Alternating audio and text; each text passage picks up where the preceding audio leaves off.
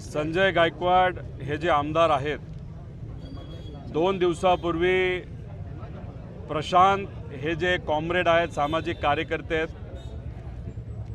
आणि शिवाजी कोण होता हे जे 40 वर्षापूर्वी पुस्तक पानसरे साहेबांनी लिहिलं, त्याचे जे आजचे प्रिंटिंग जर कुणी करत असेल तर ते प्रशांत त्या ठिकाणी करतात. आणि प्रशांतला फोन करून अतिशय खालच्या लेवलला जाऊन संजय गायकवाड आमदार ते बोलत असताना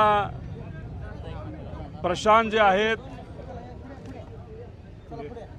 प्रशांतच्या पत्नीबद्दल, आईबद्दल, महिलांबद्दल अशा शब्दात त्या ठिकाणी उल्लेख केला की आपल्याला काहीही त्या बाबतीत, म्हणजे तुमच्यासमोर तर मी तो शब्दसुद्धा घेऊ शकत नाही. आणि ते बोलत असताना छत्रपती शिवाजी महाराजांचा पण अवमान त्यांच्या त्या ऑडिओ क्लिपमध्ये झालेला आपण सगळ्यांनी बघितला. महामानवांचा अपमान आपण कधीही त्या ठिकाणी सहन करणार नाही, हे आपल्या सगळ्यांना तिथं माहिती आहे. महाराष्ट्राचा कुठलाच व्यक्ती हा अपमान त्या ठिकाणी सहन करणार नाही. पानसरे साहेबांचं कार्य हे किती मोठं होतं अख्ख्या महाराष्ट्राला माहिती आहे. आणि ज्या भूमीमध्ये आत्ता मी आहे म्हणजे कोल्हापूर, या भूमीतल्या प्रत्येक व्यक्तीला त्यांचं कार्य हे माहिती आहे.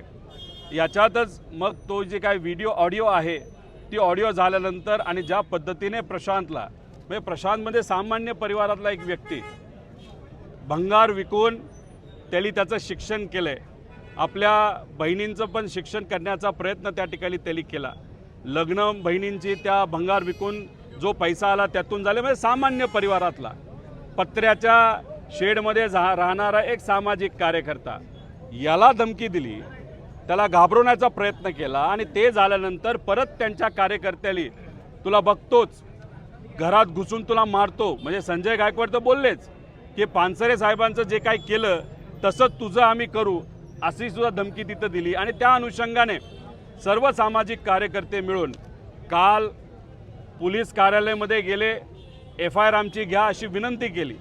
यांच्या मातेली केली, पत्नीली केली, सामाजिक कार्यकर्त्यांनी केली, पानसरे परिवारातले सर्व जे लोक आहेत त्यांनी त्या ठिकाणी केली. पण दुर्दैव असं काल ती FIR झाली नाही.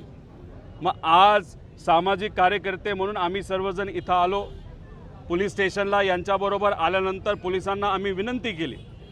1-1.5 तास विनंती केल्यानंतर आम्हाला असं कळतंय, वरिष्ठांशी बोलल्यानंतर आणि मीडियाचा आणि इथं असणाऱ्या लोकांचा दबाव आणि महाराष्ट्रातलं सामान्य लोक जो काही पाठिंबा प्रशांतला विचाराला त्या ठिकाणी ते देत नाहीत, त्या सर्व दबावाच्या खाली येऊन आता हे FIR हे पोलीस घेत आहेत. ज्या पद्धतीचा प्रशांतला पाहिजे त्याच पद्धतीचा FIR घेतला जाईल असं म्हणलं जातं. म्हणजे अजितदादांच्या बाबतीत FIR साठी किती उशीर झाला, किती अडचणी आल्या, हे मला आणि तुम्हाला सगळ्यांना तिथं माहिती आहे.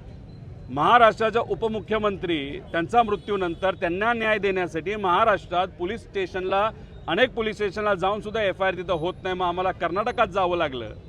मग आता उपमुख्यमंत्र्यांच्याच FIR ची अशी परिस्थिती असेल तर अशा सामान्य व्यक्तीची काय?